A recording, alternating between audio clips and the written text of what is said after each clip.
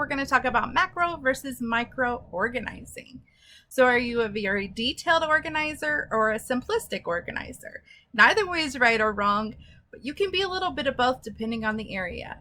Me personally, I'm a very micro detailed organizer. If I could put everything in a little container inside a container, that would really work for me. But that wouldn't work for my son or the rest of our home team, right? They need a simple put away.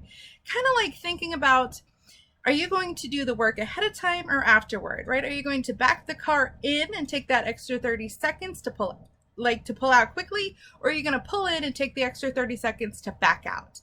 Are you going to do the work ahead of time or at the end? Put away quickly or find easily. Those are the things that you're going to keep in mind as you're figuring out if you're a macro or micro organizer. So we're going to start with macro organizing. It's bulk categories basically. So instead of having crafts by buttons, by thread, by pins, by knickknacks, all those things, you can have crafts just in a craft box. Here's a big craft box. So anytime I find a tchotchke of some sort that helps my crafting excitement, you're just going to throw it in the box, slap a label on there that says crafts, and be done with it. Now, if you are a micro organizer like me, a detailed box, kind of like a tackle box, where everything's sorted into micro categories, is going to be more successful for you. Again, you can just label it crafts, but once you open it, everything already has a home.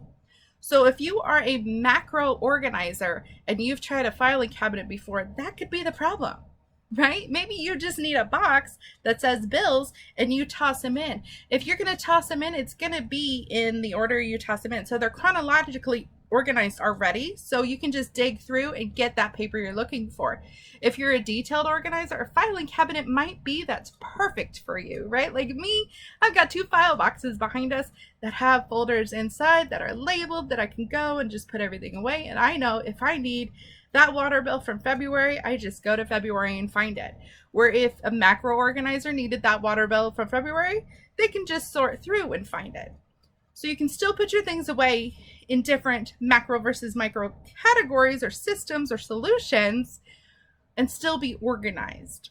So I hope that helps. If this was helpful, be sure to hit the thumbs up, subscribe, and that jingle bell so you stay up to date on all our tips, tricks, and organizing solutions. Until next time, stay hopeful.